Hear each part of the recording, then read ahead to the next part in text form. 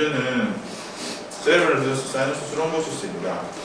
세레브럴 비너스 사이너스 스럼보시스는 말 그대로 세레브럴 비너스 사이너스에 스럼보스가 생기는 거고, 모스트 코먼 리즈는 슈페리얼 사이탈 사이너스와 트랜스버스 사이너스가 되겠습니다.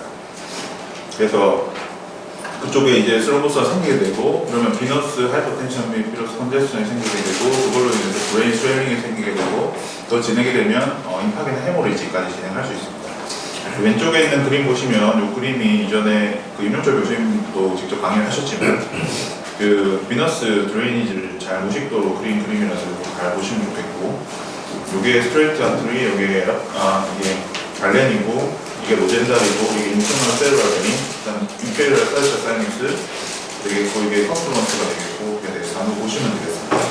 그래서 일단 여기서 중요한 거는 그 CBT 같은 경우에 다이그노시스가 어렵고 굉장히 CT 같은 경우 찍었을 때 이게 포스트 네거티브가 많기 때문에 일단은 처음에 보는 그 의사의 그 서스피션이 굉장히 중요하기 때문에 항상 머리 한편에는 신경외과 의사이기 때문에 저희들이 머리 한편에는 요 질환에 대해서 진단면을 머리에 따지는 게 좋을 것 같습니다.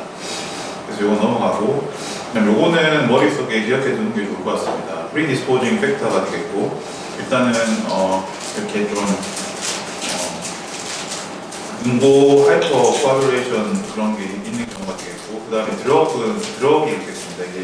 이게 호발하는 게 20대에서 40대 여성들에게 호발하는 걸로 되어 있고, 그 이유가 아마도 오럴 컨트라셉티브 때문에 그럴 것이다 라고 되어 있습니다. 오럴 컨트라셉티브를 사용하면 그 CBT의 그 리스크가 올라가겠습니다. 그리고 인펙션 같은 경우는 되고, 또 저희가 또 조금 눈여겨보면 좋을 것 같은 게, 이제 저희가 하는 그 술기인 에피듀럴 블러드 패치라든지 아니면 lumbar 펑처로 인해서 또 드물게 이게 생길 수 있다고 하니까 항상 주의해서 프록시저 할 때 하는 게 좋을 것 같습니다. 그래서 그거 말고도 이제 그 원인으로는 이제 트라우마나 그런 것들도 있을 수 있습니다. 하지만 40% 정도에서는 그 이디오패스의 원인을 모르기 때문에 서스피션 및 익스텐시브 워크업이 중요하고, 현재 가장 좋은 워크업은 MRA, MRV가 제일 정보로 되어 있습니다. 인시던스 보시면 올 스트로크의 0.5%에서 1%로 굉장히 레어한 디지즈 엔티티가 되겠고, 그 다음에 우먼에서 호발하는 걸로 되어 있고, 주로 이제 most common region이 슈페리얼 사이트 사이너스와 트랜스버스 사이너스가 되겠고, 슈페리얼 사이트 사이너스가 막혀버리면은 주로 ICP가 오름으로 해서 헤데이 증상이 되겠고, 트랜스버스 사이너스가 하게 되면 귀나 서비컬 쪽에 통증이 동반될 수도 있습니다. 그래서 이제 콜티카 베인만 인볼브하는 경우는 굉장히 드문데, 이런 경우에는 어린애들에 발생하는 경우가 되겠고, 콜티카 베인 인볼브하면 포컬 데피시트나 아니면 시저 같은 그 증상이 추가적으로 발생할 수 있습니다.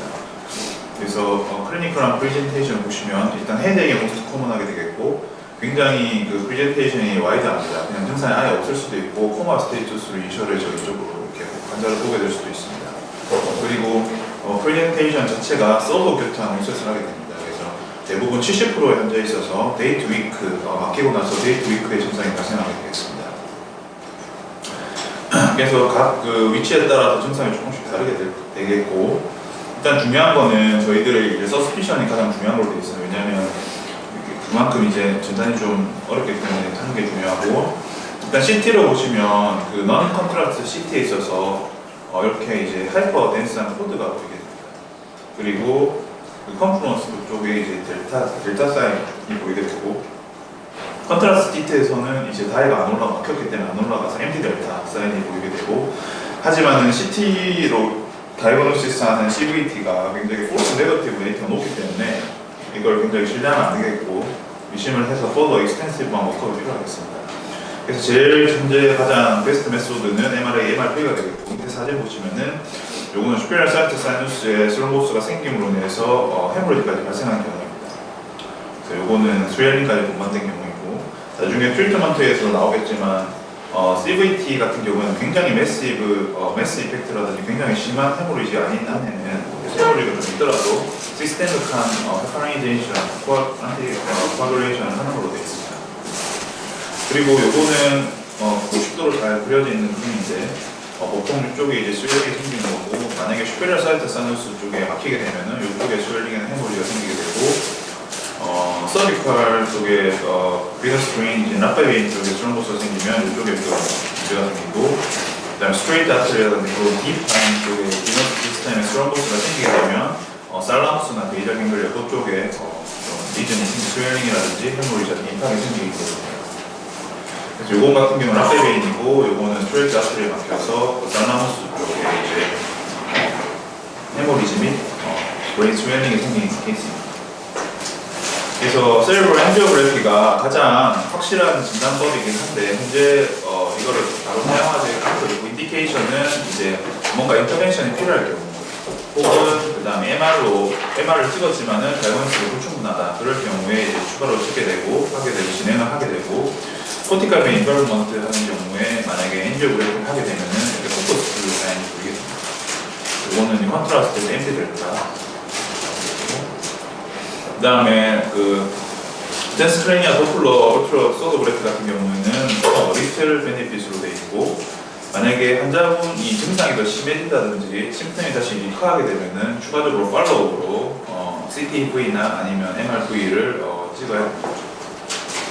트리트먼트, 원론적인 트리트먼트는 일단 만약에 코어즈가 있으면은 거기에 대한 트리트먼트 하는 게 맞고 아까 전에 코어즈가 쪽에 있으면 만약에 인펙션으로 인해서 스트롬보스가 생긴 경우에는 인펙션에 대한 치료인 안티 바이오틱스를 꼭 해야 되고 그 다음에 ICP나 여러 가지 메스 이펙트 그런 거에 대한 컨트롤 해야 되고 마이토를 써야 되고 만약에 그걸로 안 되면은 크레니 액션이라든지 아니면 전술적 치료를 고려를 해야 됩니다. 그리고 포컬 데피시시나 시저가 있으면 거기에 맞는 각각 증상에 맞는 치료를 해야 합니다. 그래서 이 경우 가장 중요한 치료는 안티코아귤레이션이 되겠고 빨리 하는 게 좋은 걸로 되어 있습니다. 트리티드 얼리 하게 돼 있고 레이트 스테이지 하게 되면 데미지 별로 없다고 되어 있고 보통 노멀 레인지의 2배에서 2.5배 정도로 하면 됩니다. 그래서 한 80 정도 하면 될 것 같고 그래서 환자가 스텝을 하면은 와파린으로 바뀌어서 이렇게 하면 되고 만약에 평생 약을 먹어야 될 환자가 아니면 한 6개월 정도 해서 끊으면 되는 걸로 되어 있습니다. 근데 라이프롱 테라피가 필요한 환자에 있어서는 평생 약을 먹어야 됩니다. 알고리즘이 굉장히 정리가 잘 되어 있습니다. 그래서 처음에 의심이 되면은 일단 MR을 찍고 MR을 못 찍는 사람 같으면 CT를 찍는다.